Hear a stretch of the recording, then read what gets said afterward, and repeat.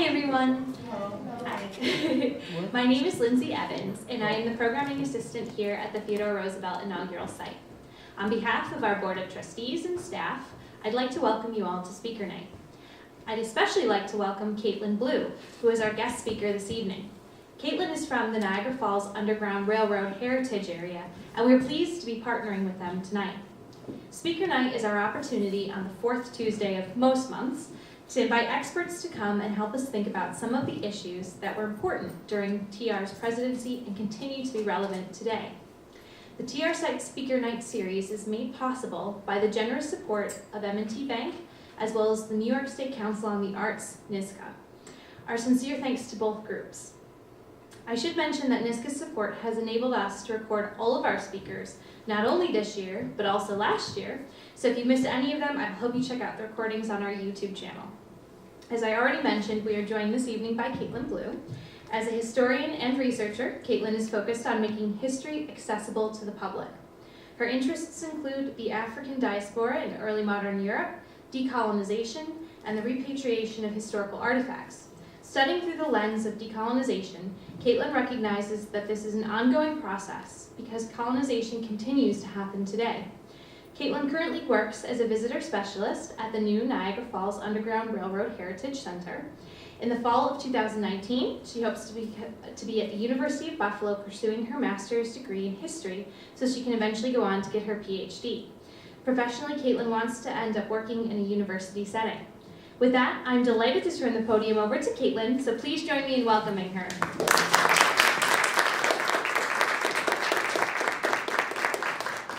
Hi everybody, and thank you for coming.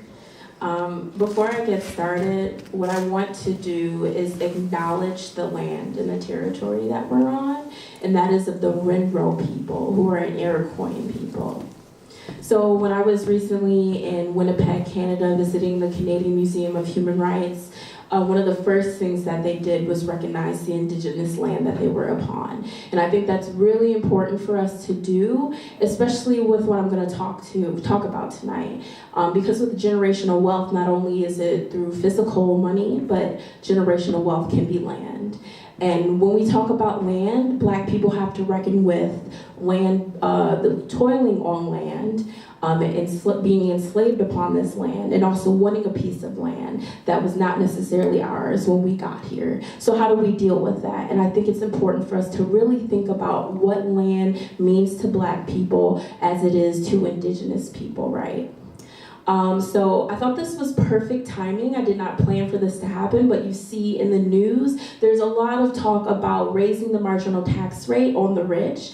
And I think it's really important for us to talk about this. Who is contributing to society? What does this mean for the working class? Not just the white working class, but also the people of color who are in the working class.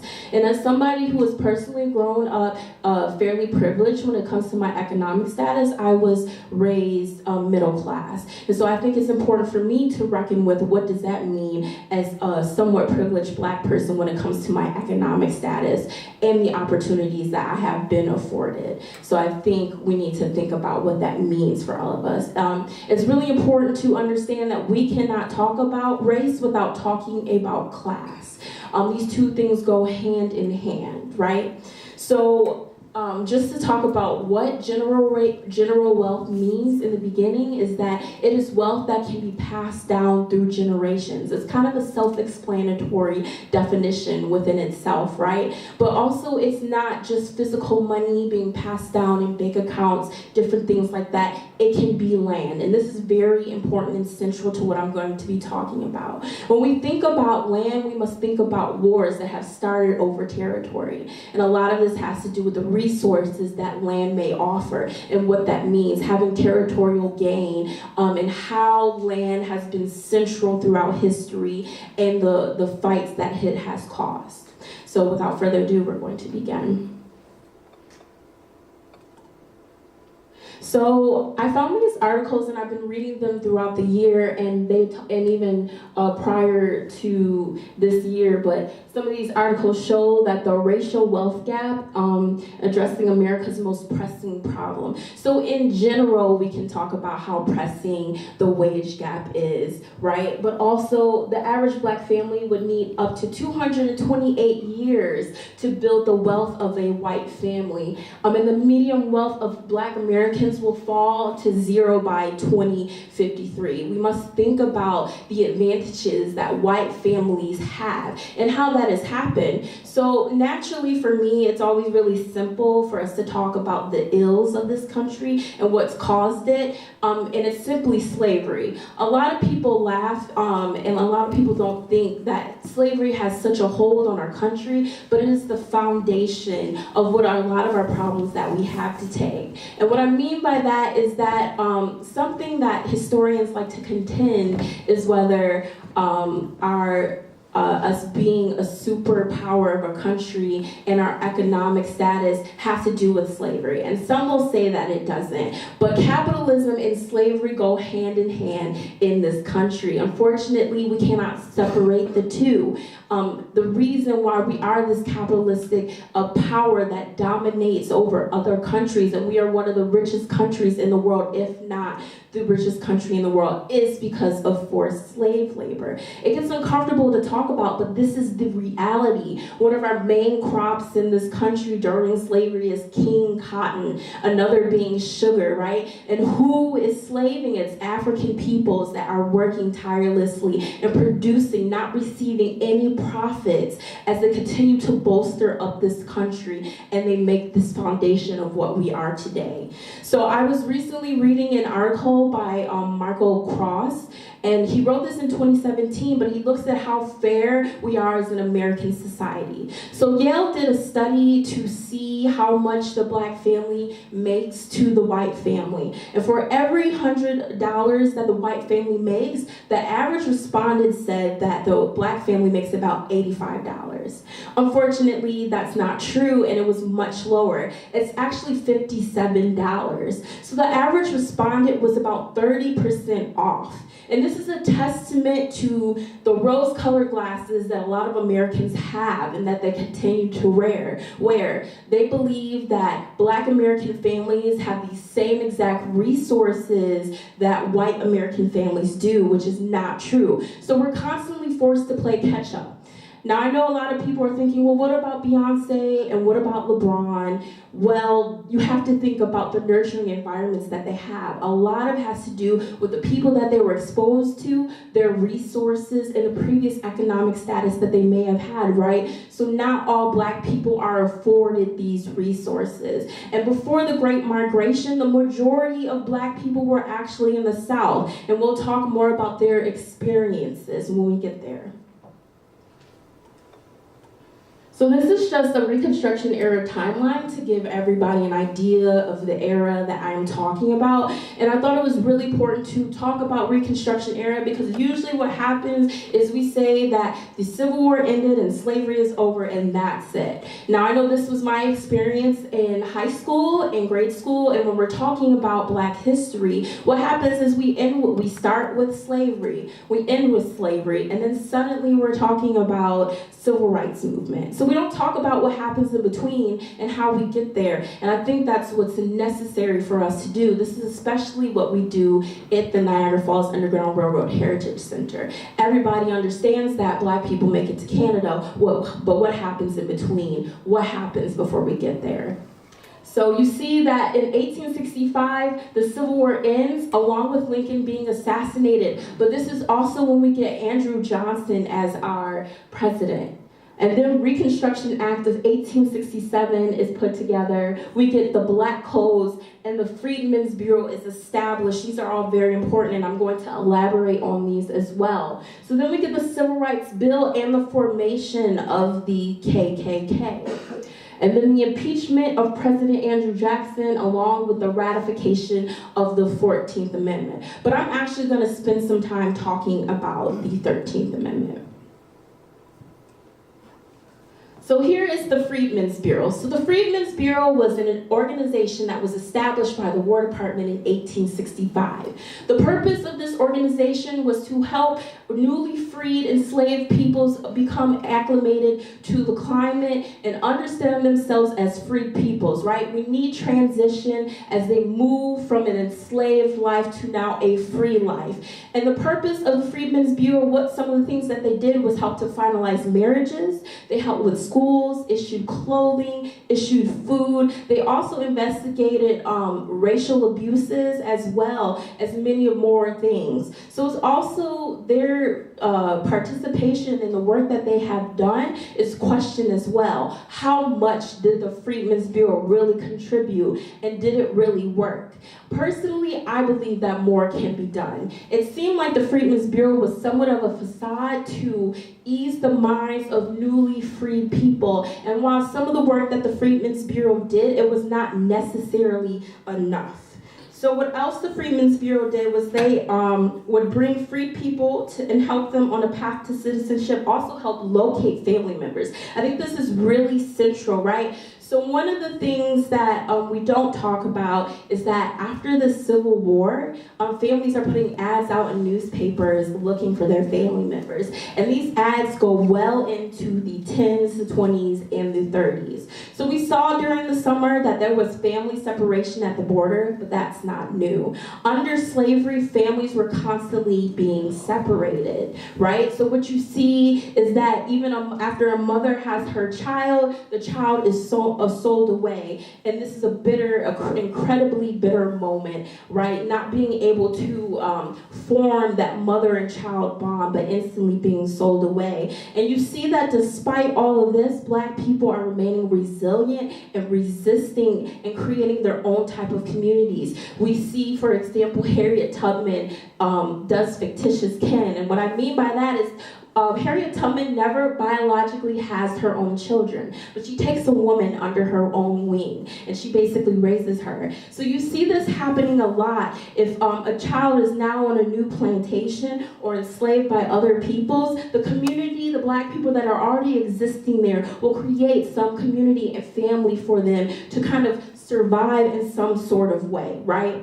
So with the Freedmen's Bureau, they're doing some of the best things that they can, but with the radical Republicans that are left from the Republicans, they're saying the Bureau's primary purpose was to transform the slaves into citizens. So you've been hearing me use the word enslaved, and I think language is incredibly important instead of using the word slaves. And the reason for that is that Africans did not come over here as slaves, they were enslaved. And I think it's really important to make that distinction because it shows that it is not the fault of the enslaved that they were enslaved. It is the fault of the enslaver. So I always like to make sure I bring this up because we need to make sure we're using the correct language when we're talking about situations such as slavery, right? This means everything. This is not a predicament that Africans have brought upon themselves. This was a predicament that was enforced upon them.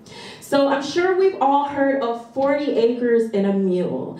And I thought it was important to talk about this and try and dispel some myths. So you hear 40 acres and a mule, and sometimes people still use that phrase. But what happened is that after the Civil War, Union leaders and Black church leaders get together, and William Sherman, the general at the time, he says, "What do you guys want? How can we help you? What is the solution?" And a man at this meeting says that we do not want domination by the white man. We want to have our own economic success, and we want land. Again, land constantly being important and constantly being brought up. So what happens is that William T. Sherman decides to issue the Special Field Order number 15. And with this order, he decides with confiscated Confederate land that he will take 400,000 acres and split it up into 40 acres.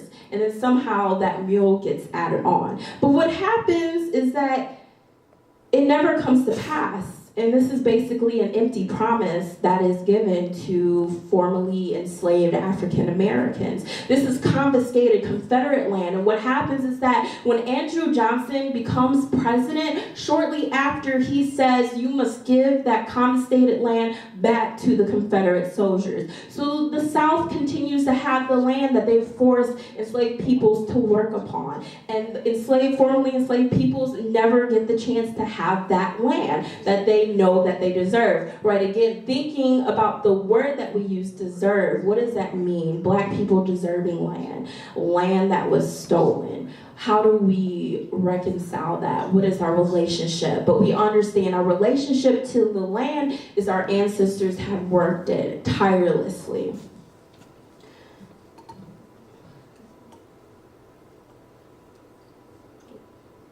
So now we're going to talk about black codes. So black codes are very similar to slave codes. They were basically the continuation. So what happens is that after the end of the Civil War, and technically black people are now considered free, when black people now become considered free, white people still feel like they need to control black people in some form. So a lot of that consists of them putting in legislation, and this again is a demonstration of institutional racism, right? And this is something that we continue to see today. But with this institutional racism, the first laws come out in 1865. So it's not soon after the enslaved people now become free that southern countries and even northern countries are working tirelessly to still disenfranchise black people. And the first two states that do this is Mississippi and South Carolina. And a lot of these laws have to do with movement restriction, marriage restriction, slave patrols, punishment,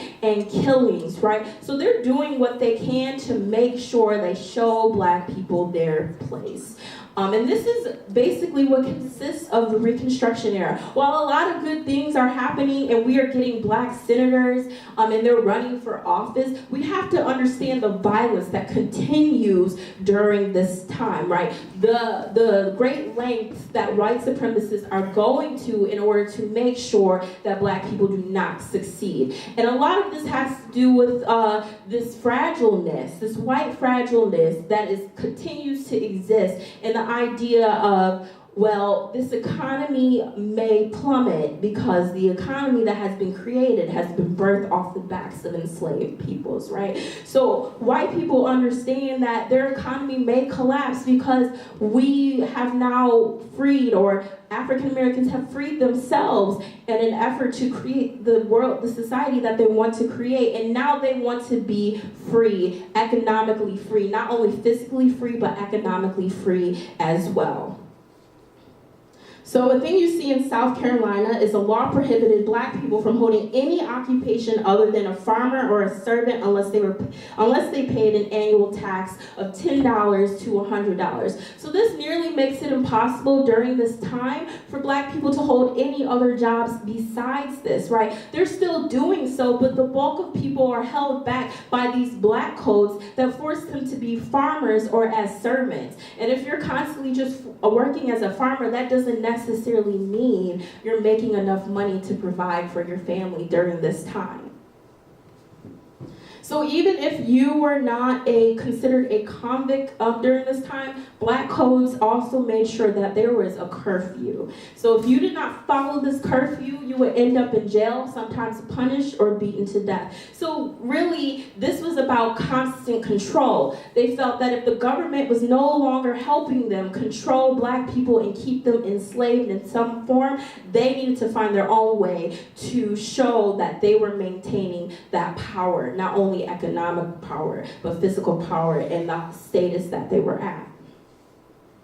So now we're going to talk about, I placed it out of order, I'm sorry.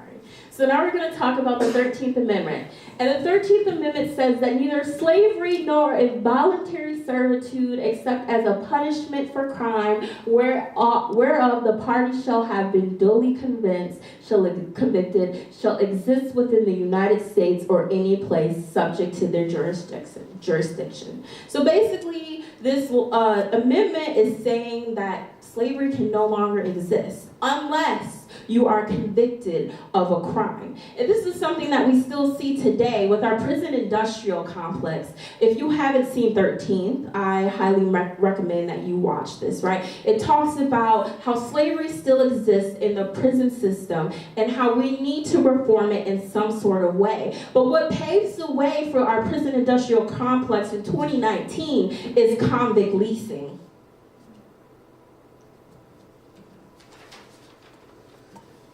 So after the Civil War, slavery still persists. This is actually called slavery by another name. So what happens is that while these black codes are existing, and they have the littlest things that black people can get in trouble for not moving out of the way of a white woman, for not saying hi, for not saying Mr. Any type of disrespect that white people deem as disrespect is subject to spending time in jail. So this is really, again, about control. But what happens is that with convict leasing is that when black people end up in prisons, they are leased out by the prison to somebody else. And that can be a railroad company or coal mines, various things like that. But also you see in Mississippi that they're leasing them out onto cotton plantations as well. So again, continuing the same thing. And again, these jobs do not allow for black people to have regular jobs, to let them create and generate that wealth just as everybody else is doing, right? So even after slavery is over during this time, families who are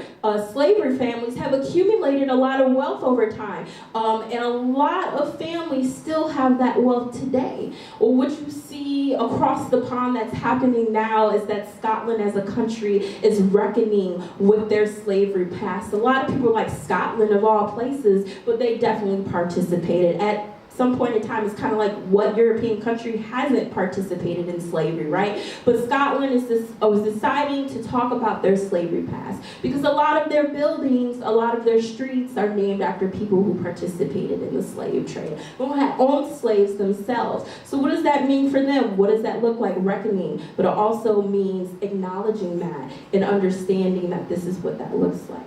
So with convict leasing, what you see is these harsh circumstances of what black people are being put through. This is not just black men. This is black women as well. And children as young as 6 years old are being subject to convict leasing, right? So this puts them even more in the same boat that they were beforehand. What is the difference? There really is no difference at this point. And what you see is that what happens is the state is not controlling these the convicts that have been leased out. They want absolutely nothing to do with what happens to them after they lease them out to that person. So the person that is reprimanding these convicts are the people that they've been leased out to, and they can do whatever they want. So punishments again look like beatings. They also look like murder as well. There's also a witness account about convicts gladiator-style fighting for the enjoyment and the entertainment of overseers. About 25% of black leased convicts died while serving their sentence in 1873.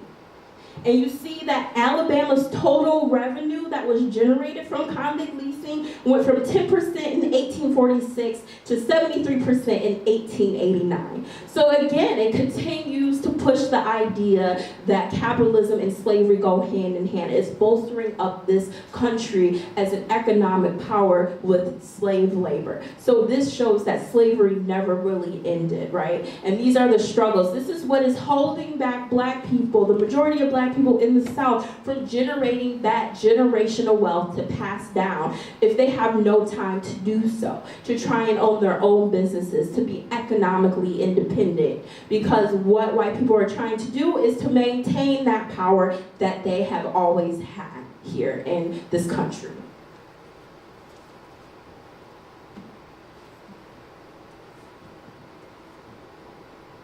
So now we can talk about sharecropping, which existed well into the 1950s.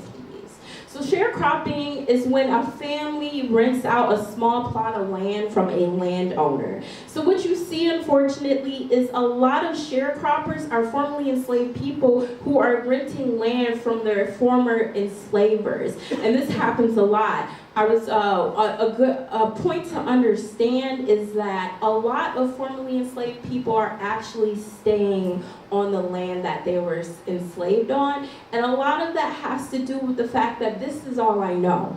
This is what I've grown up on. This is my home. And unfortunately, they have this real and complicated and complex relationship with the land that they have been born upon. They've had family members that have died upon this land, that have been buried in this land, right? So trying to understand what that means to them as they stay on land that is still owned by their former enslaver, but working it as well. The way that sharecropping works is that when you rent out land and you are raising your crops and you're getting ready for the harvest, you have to give a percentage of that to the landowner. And sometimes it looks like, or the majority of the time it looks like that landowner gypping that a formerly enslaved person. They're making sure that they cannot provide for themselves and basically keep them in another relationship where it keeps them in debt. So what happens is that harvest doesn't succeed, then that person is still in debt to their former enslaver. It doesn't allow them to find any other type of wealth. It keeps them in the cyclical relationship with their former enslaver. It keeps them in a job that doesn't allow them to completely provide for their families, and it keeps them in poverty. One of the most important things to understand about poverty is that it is insidious. Sometimes I see people with bumper stickers that say, I fight poverty, I work. But there are poor working people. Poverty is not as simple as finding a job and working. There are people who are working 2 to 3 jobs to make ends meet. That's poverty. And sometimes, again, this shows that poverty is generational as well. This is why African Americans cannot reach that generational wealth, because of the generational poverty that remains a tight bondage around them, right? Another form of slavery because of institutional racism.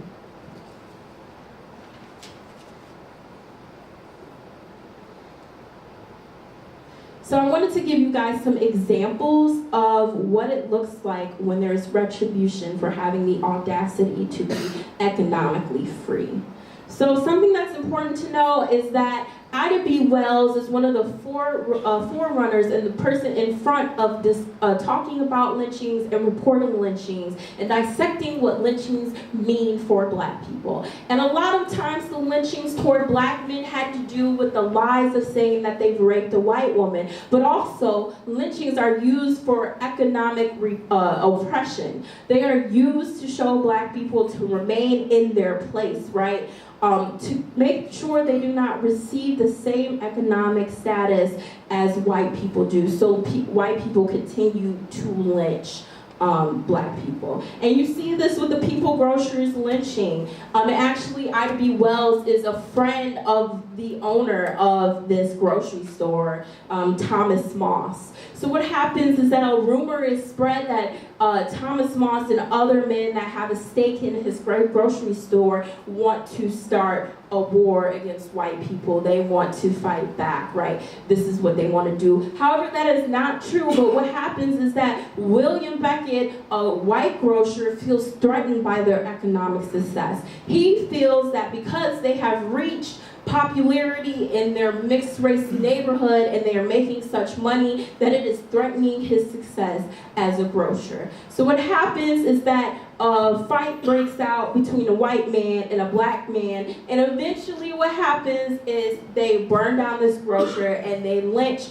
the owner of this grocer as well. And what's really interesting is that what Ida B. Wells writes about this lynching is she said, the mob took possession of the People's Grocery Company, helping themselves to food and drink, and destroyed what they could not eat or steal. The creditors had the place closed, and a few days later, what remained of the stock was sold at an auction. Thus, with the aid of the city and county authorities and the daily papers, that white grocer had indeed put an end to this rival Negro grocer as well as to his business.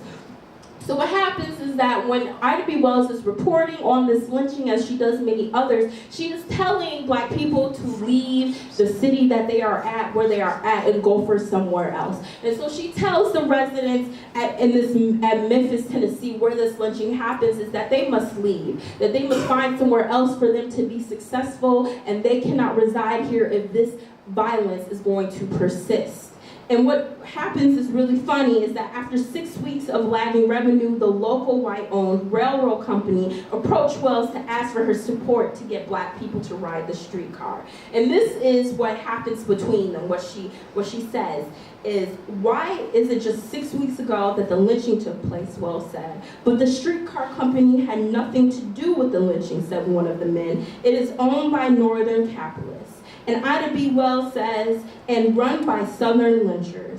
I retorted. We have learned that every white man of any standing in town knew of the plan and consented of the lynching of our boys, right? So again, this lynching is to remind black people to stay where they should be, to not dare to rise, to have that economic freedom that they deserve to have, to be as independent. They want to keep that hierarchy, and they want to make sure that black people are not at the same level as they are. And what's interesting is that you see what happens is, right, not all white people own slaves at this time, but what is understood is that even if you are a poor white person, at least you're not black. So this is also what helps to keep that system in place for quite some time, right? But what people fail to realize is that there's a seat at the table for everybody. And this is what makes people nervous. And this is something that we even see today, right? There's enough seat at the table for everybody, but we're finding scapegoats to place blame on instead of talking about what the actual problem is.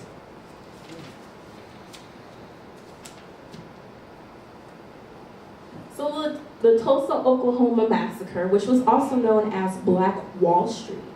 So the Tulsa, what they call also the Tulsa race riot, which I like to call a massacre because it is not a riot in the way that is two different people fighting. This is definitely a massacre upon black people, right? So this massacre happened over 18 hours on May 31st to June 1st in 1921. And this is happening in the Greenwood neighborhood in Tulsa. And this is a thriving black neighborhood, right? It's considered the Black Wall Street of its time, the way that black people are economically independent. They are succeeding, providing for themselves, establishing their own businesses constantly in the midst of this, trying to create and generate that generational wealth in the midst of what is going on, right? But what happens again is that a young black man is said to have raped a white woman. He went into an elevator and she screams when they leave out the elevator, and she says that he had touched her. And unfortunately, a fight breaks out along Black Wall Street in the Greenwood neighborhood. And what happens is that 35 city blocks are burned down. And this forces people to have to leave this neighborhood. There is nothing really left of Black Wall Street after this riot. So over the next several hours, you see a group of white Tulsans, some of who were deputized and given weapons by city officials. Officials committed numerous acts of violence against black people, including shooting an unarmed man in a movie theater, right? So what happens also is that, again, they're talking about this false belief of an armed insurrection towards white people, right? This idea that because black people have reached economic success, that they are going to retaliate in some type of way. And I think this is a fear that persists with white people throughout history. When Haiti took their country and they decided to become an independent black nation, they continued to be punished for it. But that rattled North America when that happened, right? What's happening is that people in southern states are actually considering for a minute, maybe we should free these black people before they decide to have an armed insurrection and try to overthrow us. This is a little thought that happens, and you know that this does not persist for long, and they decide against frame, but this has people shook. This really has white people afraid of possible retribution, what black people could do. And I think this is constantly what we see. White people afraid of what may happen, of what happens if black people reach the status that they do. And a lot of them may think that black people want revenge. So what better way to be ahead of them and stop them and prevent them from reaching that economic status and that economic independence that they're trying to go for.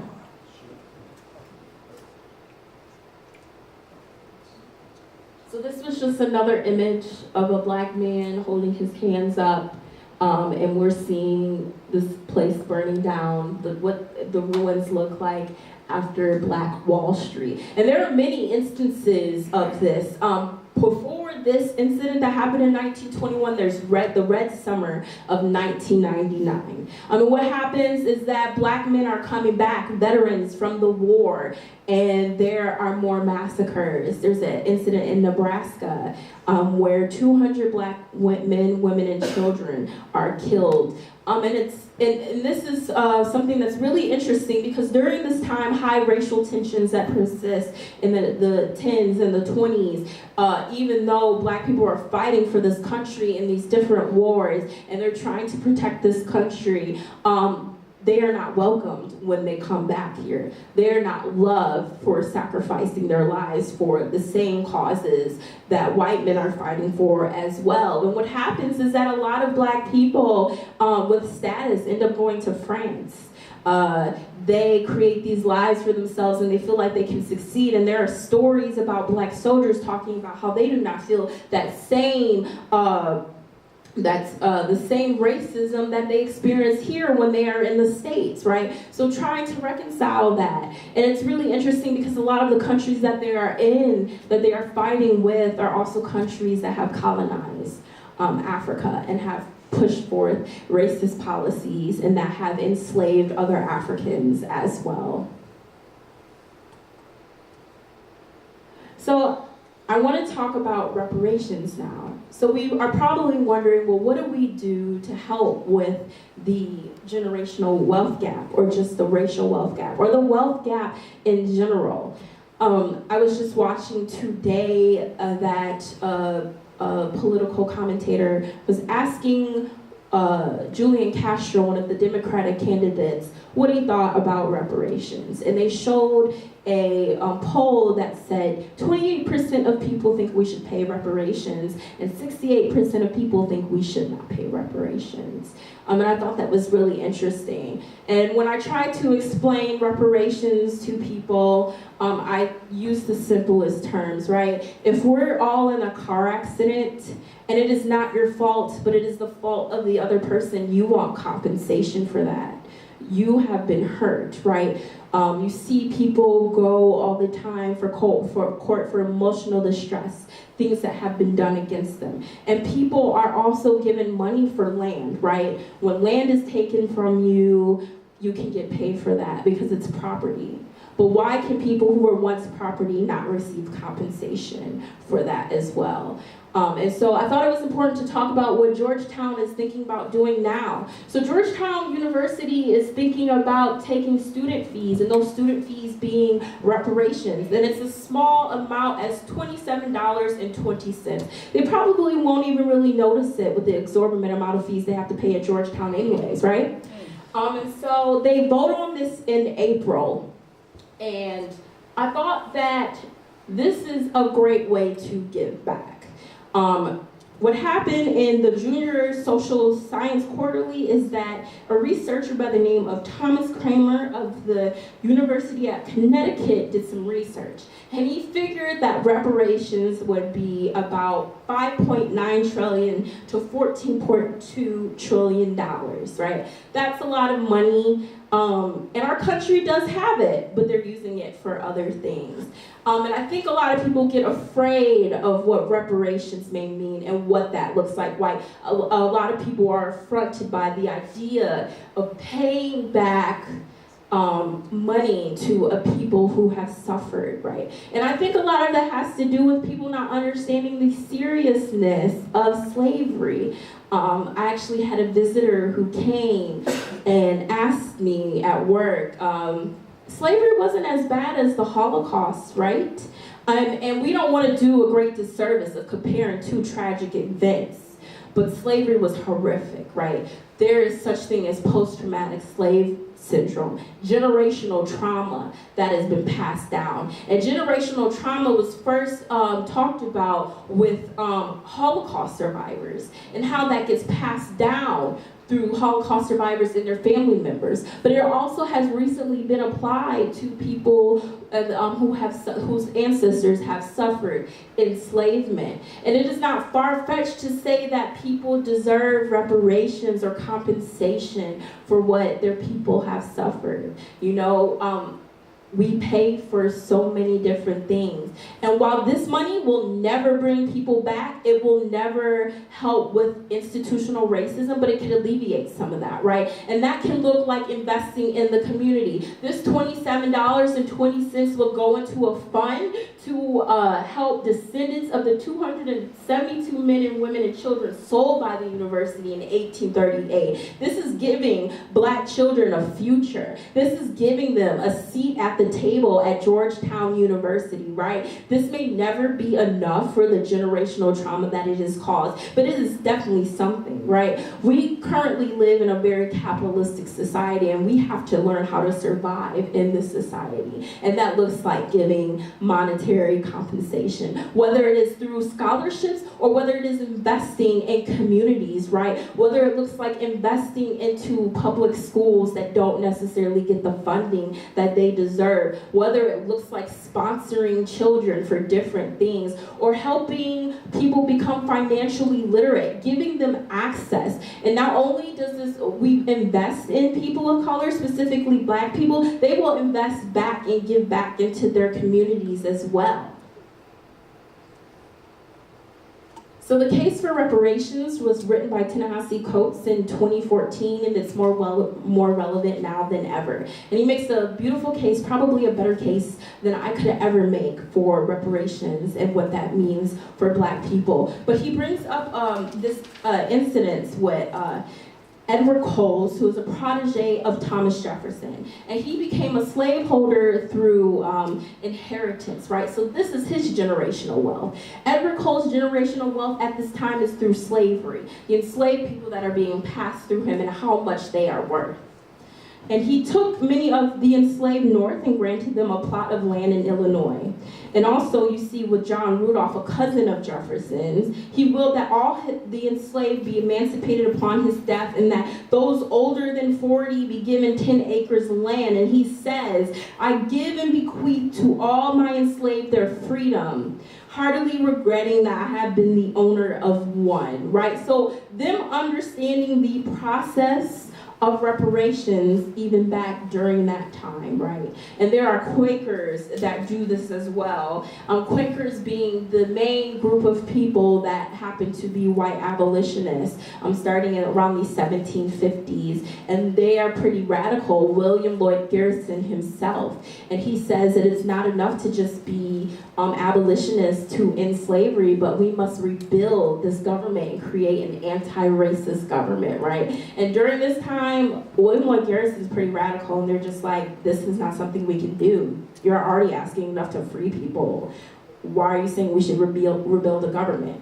So that's a lot. But understanding people have always sought reparations. This has always been a topic. But we need to understand is that if we want to afford Black people the resources that they deserve, then they deserve some reparations. They deserve something, whether it looks like investing in communities or personally helping them make their way through school.